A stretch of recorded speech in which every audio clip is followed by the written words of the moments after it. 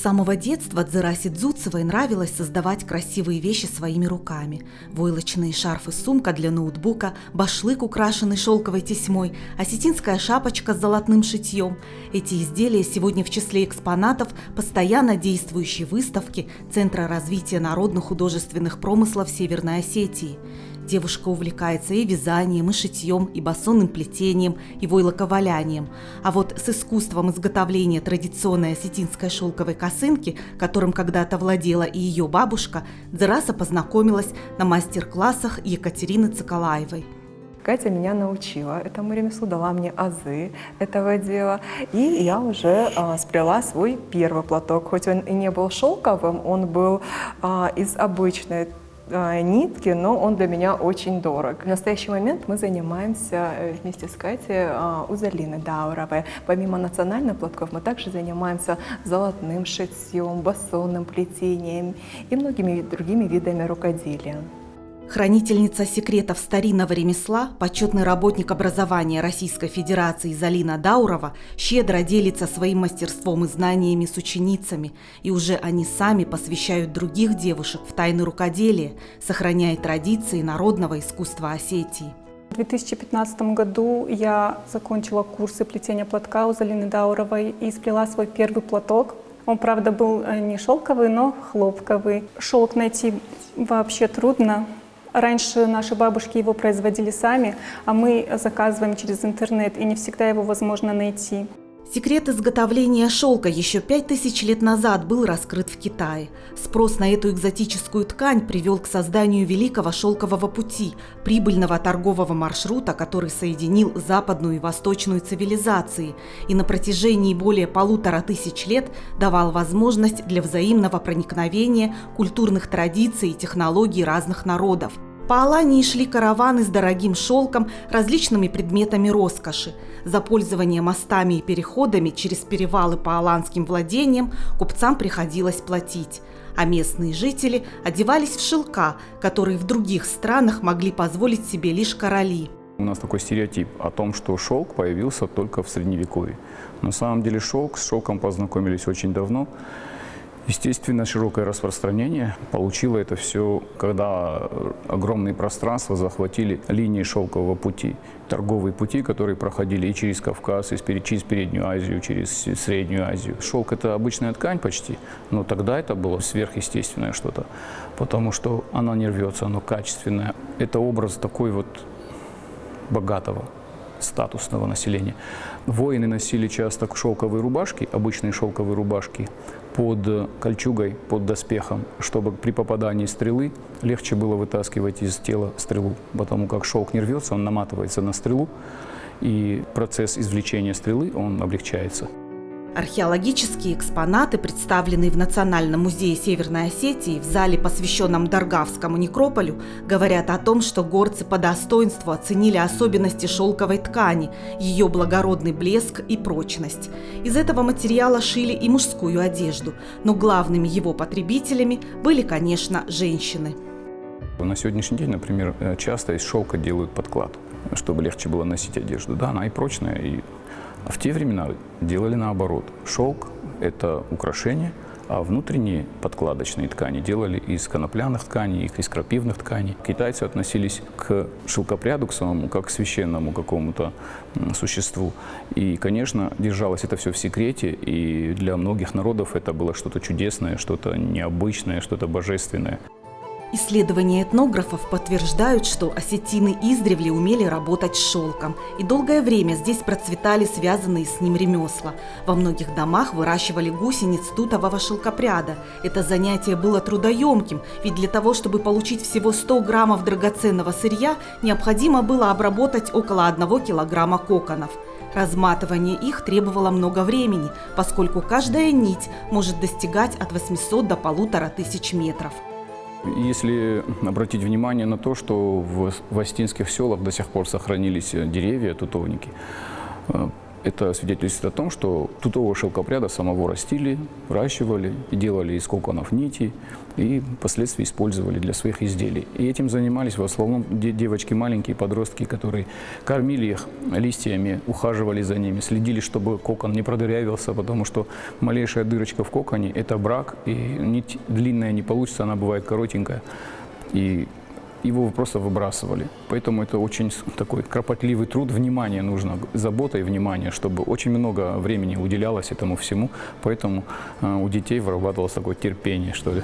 Сложный процесс производства объясняет высокую стоимость шелковых тканей. И если раньше нить для своих изделий рукодельницы получали сами, то современные мастерицы предпочитают заказывать ее через интернет. Современные мастерицы для плетения платка используют шелк разных стран-производителей. Например, китайский шелк такого вида. Этот шелк потоньше немножко, тоже китайский. Итальянский шелк, также используют японский шелк или вискозный шелк. Благодаря этим ниточкам, петля за петлей, рождается шелковый платок. Плетеный шелковый платок является одним из символов национальной культуры. Созданный вручную, он всегда был желанным подарком для осетинки.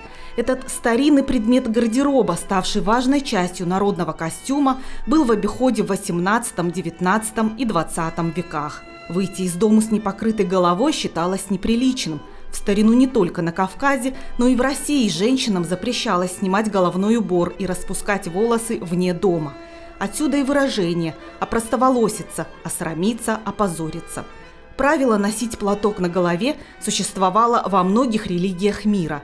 Это было признаком скромности и послушания.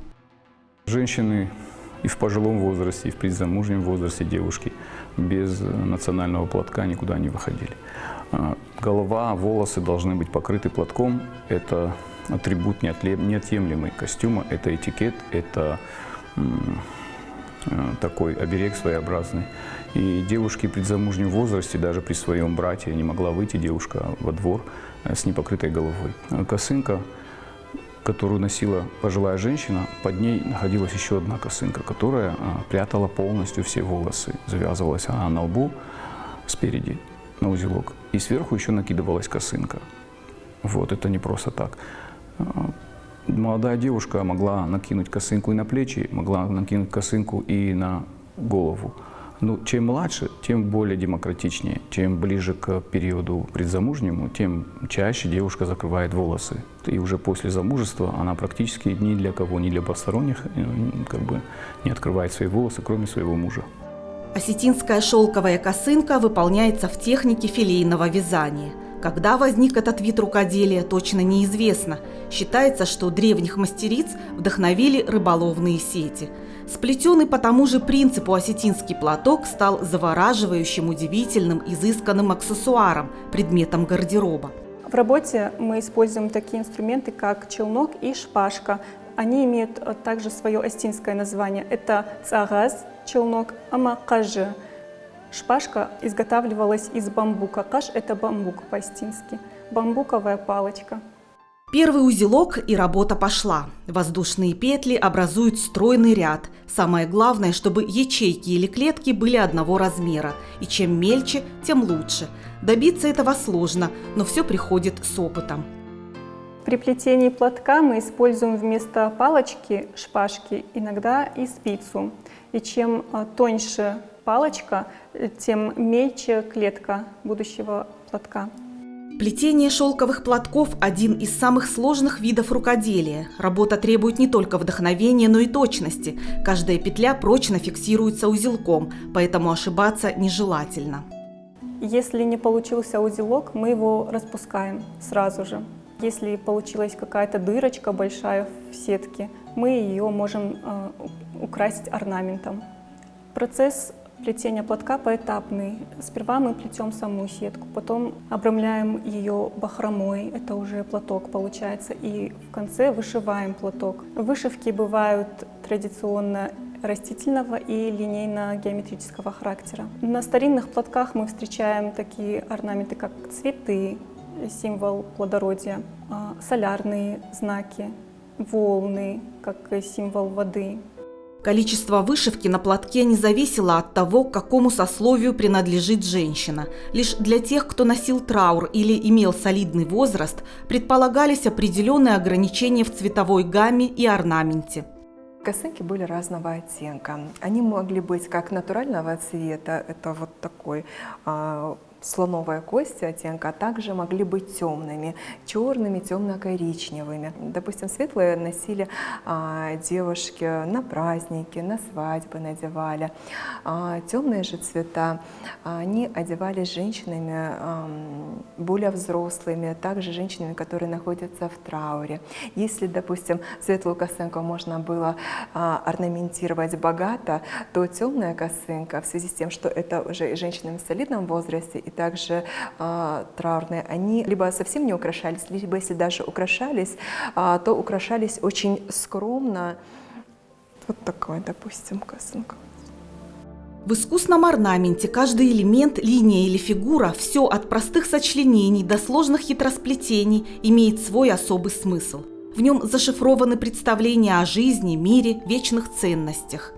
На косынках, на платках это растительный орнамент, зачастую растительный орнамент, но хочу сказать, что многие детали, где плетенки, где косички, все это змейки, обозначение змеи. Вся традиция, религиозная традиция, которая в Осетии есть, все, что связано с цепью, все, что связано с плетеными косичками, это все змея, символ змеи.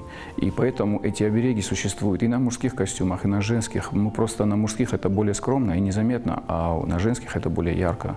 Есть символы, например, на головном уборе, у нас есть хороший головной убор, сохранился, на нем две змеи, и между ними пришита бисерина была. Эта бисерина – это символ той самой бусины, которая называется бусиной желания. А две змеи – это обереги, это две бабушки. А сверху эта шапочка вышита 4 ветвями, символизирующими древо жизни. Это 4 древа, 2 бабушки, 2 дедушки.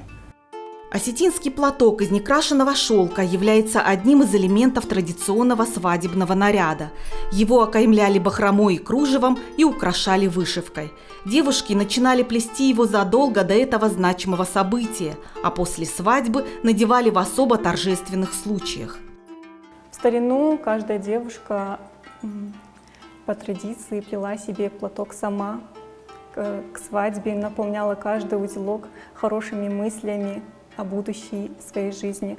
Сейчас тоже девочки уже стремятся сами себе изготовить такой платок. И любая девушка, которая его наденет, что-то с ней происходит, какое-то волшебство, у нее выравнивается осанка, глаза опускаются, что-то происходит. Шелковый платок имел или треугольную, или прямоугольную форму, но на свадьбе на невесту надевали 2 квадратных платка, концы которых образовывали восьмиугольник, октограмму, символизирующую у многих народов богиню-мать, возрождение, созидание и равновесие, бесконечное непрерывное движение энергии. Если говорить об обрядовой ситуации свадебной, то могу сказать, что на невесту одевают 2 платка. Есть информация, что и несколько платков, но я думаю, что это просто были подарки, приношения родственников. 1 платок считается материнский, 1 платок считается ее родной. И они накрывались так, чтобы первый платок был углами вперед и в бока, а верхний платок уже по диагонали. Получалась такая своеобразная восьмиконечная звезда. И когда невесту приводили в дом, то ребенок, которого поднимали на руки, который с помощью флажка, называющийся шаражат, снимали верхний платок, то на ней все равно оставался платок, который закрывал ее лицо. Это необходимость, это знак того, что, в принципе, девушка, попавшая в новую семью, она ни с кем пока не разговаривает, пока не сделают определенный ритуал уважения и не попросят ее снять платок и заговорить со самым старшим в этом доме. Ничто так не отражает сущность женщины, как это волшебное переплетение нитей, сплав кропотливого труда, полета творческой фантазии и нежной красоты. Роскошный шелковый платок является воплощением души, мудрости и памяти осетинского народа. В фольклоре осетин эта косынка, конечно же, представлена. Вообще женский головной убор представлен очень широко и очень значимо, потому что вот платок для женщины в осетинском фольклоре и традиции – это то же самое, что для мужчины его шапка. Вот шапкой клялись, допустим, мужской шапкой клялись, точно так же, как и платок женский мог остановить, допустим, битву какую-то. Платок мог служить предметом клятвы, и платок был эквивалентен женской чести. Поэтому, например, когда платок теряется, и такие устные рассказы у меня есть в моей коллекции фольклориста, это воспринимается как очень нехорошая примета. Это воспринимается как предвестник какой-то беды, неприятности. А, допустим, в сказках волшебных платок может поспособствовать тому, чтобы у героини родился сын. Шелковый платок не только изысканное украшение, но и символ примирения между соперниками, встречающимися в поединке. Он возвращает память о временах, когда достоинство, честь и доблесть были священны и входили в число первейших добродетелей. В Осетии существовал такой обряд вынужденный, скажем так. Он происходил в то время, когда двое мужчин в конфликте могли достать друг на друга оружие. Просто уже ничего человека не может остановить, и получался конфликт, и доходило до крови, и люди поднимали друг на друга оружие. И только женщина могла остановить такой конфликт, сняв с себя платок и бросив мужчинам под ноги. Это говорит о том, что неподобающее поведение мужчин доводит женщину до того, что она оголяет свои волосы перед мужчинами, чтобы все уже обратили на это внимание, даже те, которые оружие подняли друг на друга. Ну, это очень редкая ситуация на самом деле, очень редкая ситуация, поэтому она как бы и запомнилась людям, что когда-то в древности такие ситуации были. Несмотря на то, что шелковый платок в Осетии был предметом роскоши, носить его могли как богатые женщины, так и бедные, если изготавливали его сами. И это касалось не только платков, но и всей одежды. Белую черкеску мог себе позволить, в принципе, любой человек, который мог себе позволить это в Осетии. Темно-красная, естественно, считалась признаком знати. Это доблесть, это сила, это кровь. В Осетии не было таких прям четких разграничений, что им можно, мне нельзя. Это появлялось в поздней Осетии уже в таких обществах, где сильно-сильно ярко выделенная княжеская власть. Потому что в Осетии было более демократичное такое отношение друг к другу, и только самые бедные могли себе не позволить дорогие ткани, например. Да? Шелковый платок одевали почти все. Я не могу сказать, что это было какое-то вот обозначение там княжеской власти или что-то такое. Девушка, которая выращивает тутового шелкопряда, она могла себе пошить и платье, и косынку сплести. И вообще считается, что девушка, которая не умеет за ним, ну, как рукодельничать, и не умеет шить, и не умеет плести басонные вот эти все изделия, и это считалось как бы человек, который не может содержать своих детей и обшивать своего мужа и свою семью. В среднем на одну косынку уходит не менее 500 метров шелковой нити. Времени на изготовление требуется немало, а терпения и труда еще больше. Каждый мастер оценивает свой труд по-своему. На изготовление одного платка может уйти от месяца до полугода. Зависит от того, какого размера предполагаемый платок. Если треугольник, от месяца до 3, если квадрат, от 3 до 6 месяцев. Также много времени может уйти на вышивку золотыми нитями. Это тоже довольно кропотливый процесс и занимает много времени. Один небольшой узор можно вышивать в течение всего дня, потому что нитка тонкая и капризная тоже. Если платок можно научиться плести за 8 занятий, то на золотное шитье можно уделить год, 2 и даже всю жизнь потратить, чтобы научиться разным техникам вышивки. Золотное шитье – это очень тонкая и кропотливая работа. Некоторые идеи требуют длительного обдумывания, начиная с композиции и заканчивая выбором материала. Но результат того стоит. Это моя первая шапочка, вообще мое первое изделие из золотного шитья. Но здесь есть очень много тонкостей в изготовлении, поэтому в связи с тем, что я новичок в этом, мне пришлось долго помучиться, чтобы у меня получилась эта шапочка. Здесь необходимо было правильно подобрать ткань. Я не знала, что есть тонкости в подборе ткани, в подборе ниток. Техники золотного шитья использовались разные. Они могли быть как по картону, как в данном случае, так и по настилу.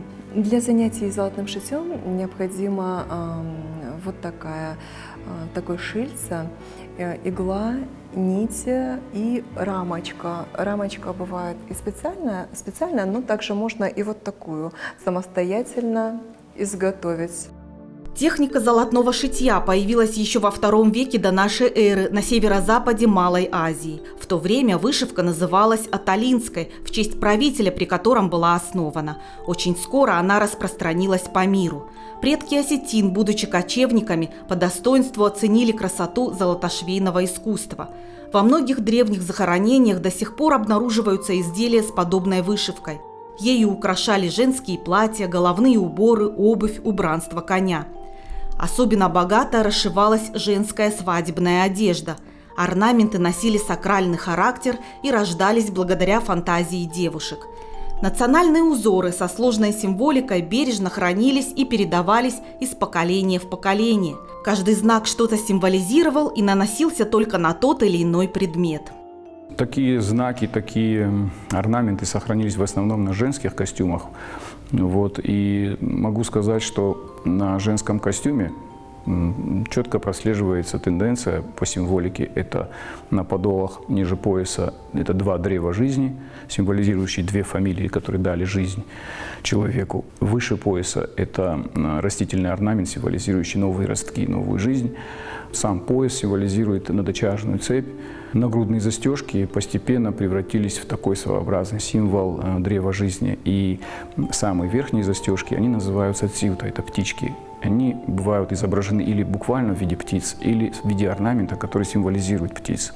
Вот. Лопасти, рукава, которые завязываются на запястьях или ниспадают с локтей или с плеча, это своеобразные крылья, обозначение крыла. И очень часто на них изображают такой орнамент, более геометричный, который символизирует звездное небо. Головной убор очень часто на себе несет сакральные такие символические элементы, солярные, которые относятся к верхнему миру, скажем. Это и триквестры, это и падающие звезды, это всякого солярного толкования символы. Вот. Впоследствии и на нем появляются растительные орнаменты тоже. Не каждая мастерица способна овладеть искусством сложнейшей вышивки, потому что кроме исполнительского мастерства нужно обладать еще и талантом художника. Не зря золотное шитье называют живописью иглой. Шелковая нитка вручную обматывалась золотом или серебром. Для создания произведений в этой технике требовались специальные инструменты и приспособления, которые сегодня, к сожалению, забыты и утеряны. Это был долгий, монотонный труд. Если плетение платка – это довольно монотонная работа, то более творческая – это вышивка золотыми нитями. Вначале мы придумываем узор, составляем композицию, потом подбираем материалы. Это тоже творческий процесс. А затем уже собираем все изделие. Изначально этот вид вышивки был по-настоящему драгоценным. Он выполнялся серебряными или золотыми нитями. Позже их заменили более дешевые позолоченные, в которых было всего 2-3% золота. Поэтому декоративное шитье стало называться не золотым, а золотным. Но вышивка все равно выглядела роскошно, особенно в сочетании с басонным плетением. Это очень дорого, это очень статусно, это зачастую дороже, чем золотое оружие и серебряное оружие. Вот. И в поздней Осетии золотное шитье получило свое распространение в виде аппликаций, в виде басонного плетения, аппликаций, которыми обшивали все свадебные платья, парадные платья замужних женщин. Это было очень дорого, и это было очень красиво. И есть такая ситуация, когда люди раскулачивались. Период советской власти, когда замечали даже след от того, что на черкеске когда-то была лента. Платья вот такие считались настолько дорогими, что никто даже не замечал, что у них очень дорогие серебряные пояса и нагрудные застежки и позолоченные. Вся одежда осетин создавалась женщинами, ее шили вручную. Старались, чтобы национальный костюм был совокупностью взаимосвязанных и гармонично дополняющих друг друга элементов по расцветке, отделке и пошиву. В старину девушки устраивали девичники, помогали друг другу в создании платья, каких-то изделий. И это была дружная работа. Они собирались и могли с ночи до утра сшить одежду для горца. Одним из таких видов посиделок был таггананта. Это изготовление нити. Раньше нить изготавливали тоже сами, например, лен, льняную нить. Из нити не только изготавливали ткани, но и плели тесьму. В 17 веке басонные изделия использовали в одежде знати. Это были кисти, бахрома, тесьма, из которой создавались оригинальные узоры и отделки. Тесьма Алден производилась несколькими способами. Она могла быть простой, она могла быть усложненной. Когда мы были в экспедиции в Турции, то осетины Турции демонстрировали нам умение плести такую тесьму, и тем самым они как бы показывали, что они не утратили свою традицию. То есть это тоже очень знаковая вещь. Этой тесьмой, как правило, украшались какие-то части одежды. Сегодня молодежь стала активно интересоваться традицией, культурой, историей своего народа. Появляется все больше желающих освоить декоративно-прикладное искусство Осетии. Даже те, кто создает одежду в таком модном направлении, как этностиль, заимствуют идеи из прошлого, хотя и воплощают их в современном образе. Мастерицы осуществляют связь между поколениями не только в мыслях, но и в материальных ценностях. Осваивают золотное шитье, учатся басонному плетению, изготавливают шелковые осетинские платки. Данный вид рукоделия, хоть раньше был очень широко распространен среди осетинских женщин, но в последние годы он понемножку стал сходить на нет. И благодаря таким энтузиастам, таким людям, как Залина Даурова, сейчас он начал получать вторую жизнь. Она обучает молодых девочек данному виду рукоделия. Она обучила Катю, которая уже сама является преподавателем мастер-классов, курсов по народным художественным промыслам, по изготовлению осетинских платков. Я тоже являюсь ученицей Кати. Сегодня это ремесло вновь возрождается, у девушек огромный интерес, и они с большим желанием приходят на курсы, и у всех получается. Бывает страшно только начать, а в процессе все понимают, что это возможно, что это подвластно, что это красиво и даже успокаивает. В Осетии и в мире столько девушек, что на всех не сплести. И если у каждой девушки будет свой платок, то это будет прекрасно. По крупицам собирая знания, накопленные предыдущими поколениями, сегодняшние мастерицы возрождают забытые ремесла Осетии. Так же, как и сотни лет назад, плетут шелковую сеть, восстанавливая связь поколений, ощущая свою причастность к сохранению древнего искусства.